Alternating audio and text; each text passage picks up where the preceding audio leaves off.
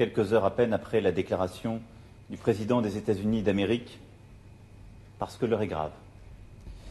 Je prends note de la décision du président américain de se désengager de l'accord de Paris sur le climat. Je respecte cette décision souveraine, mais je la regrette.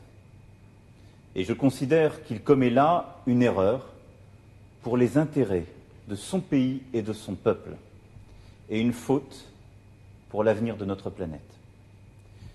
Je viens un instant d'échanger avec le président Trump et j'ai eu l'occasion de lui en faire part. Le changement climatique est l'un des grands défis de notre temps. Ce qui paraissait encore pouvoir être discuté il y a quelques années s'impose désormais à nous tous, avec une grande évidence. La biodiversité est menacée, le dérèglement climatique affame plusieurs continents, dévaste certaines régions, chasse des habitants de leur patrie. En France même, nous observons chaque année les conséquences de ce dérèglement. Si nous ne faisons rien, nos enfants connaîtront un monde fait de migration, de guerres, de pénuries, de disparition d'archipels et de villes côtières causées par ces évolutions. Cela a déjà commencé. Ce n'est pas l'avenir que nous voulons pour nous. Ce n'est pas l'avenir que nous voulons pour nos enfants.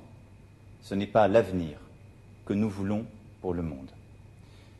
La vocation de la France est de mener ces combats qui impliquent l'humanité tout entière.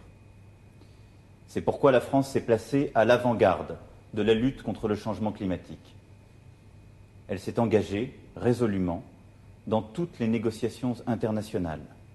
Et en décembre 2015, la France a réussi ce tour de force, de faire signer 195 pays, de leur faire signer un engagement commun, l'accord de Paris pour le climat. Alors oui, je vous le dis ce soir avec beaucoup de force, nous ne renégocierons pas un accord moins ambitieux, en aucun cas.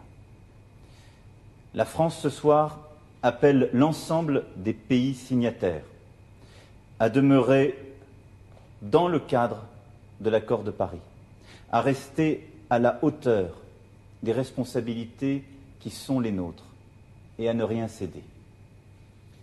Je veux ce soir dire aux États-Unis, la France croit en vous. Le monde croit en vous. Je sais que vous êtes une très grande nation, que les États-Unis ont été fondés pour faire triompher la liberté, la vérité, la raison, partout contre l'ignorance et l'obscurité. Mais ne vous trompez pas. Sur le climat, il n'y a pas de plan B, car il n'y a pas de planète B. Alors oui, nous continuerons.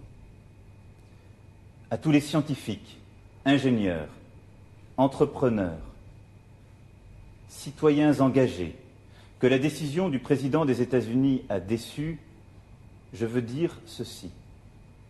Vous trouverez dans la France une seconde patrie. Je vous lance un appel.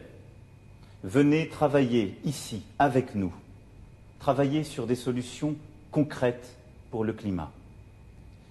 Ce soir, les États-Unis ont tourné le dos au monde, mais la France ne tournera pas le dos aux Américains. Je vous assure, mes chers compatriotes,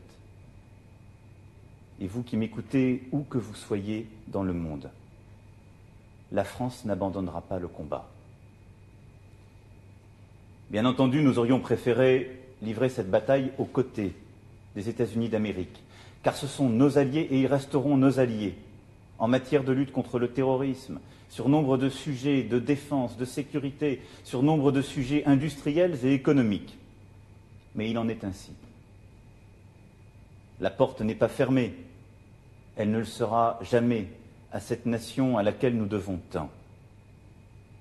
Mais nous sommes encore nombreux à conserver notre détermination. La France jouera donc son rôle dans le monde, car c'est ce qui est attendu d'elle.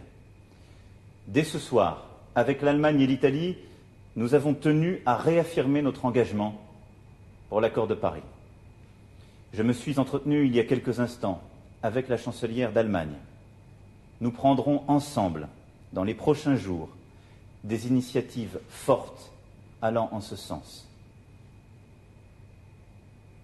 Samedi, je verrai le Premier ministre indien à Paris et m'entretiendrai sur ce sujet avec lui. Et dans les prochains jours, je parlerai aux principaux décideurs pour m'assurer de leur engagement. Enfin, la France proposera un plan d'action concret afin d'accroître son attractivité pour les chercheurs et les entreprises de la transition écologique et prendra des initiatives concrètes, notamment en Europe et en Afrique, sur ce sujet. J'ai demandé au gouvernement d'y travailler activement et le réunirai à cet effet la semaine prochaine. Nous ne tiendrons pas seulement nos engagements passés. Dès ce soir, la France se doit d'être plus ambitieuse encore pour l'avenir, pour notre avenir. Vive la République, vive la France.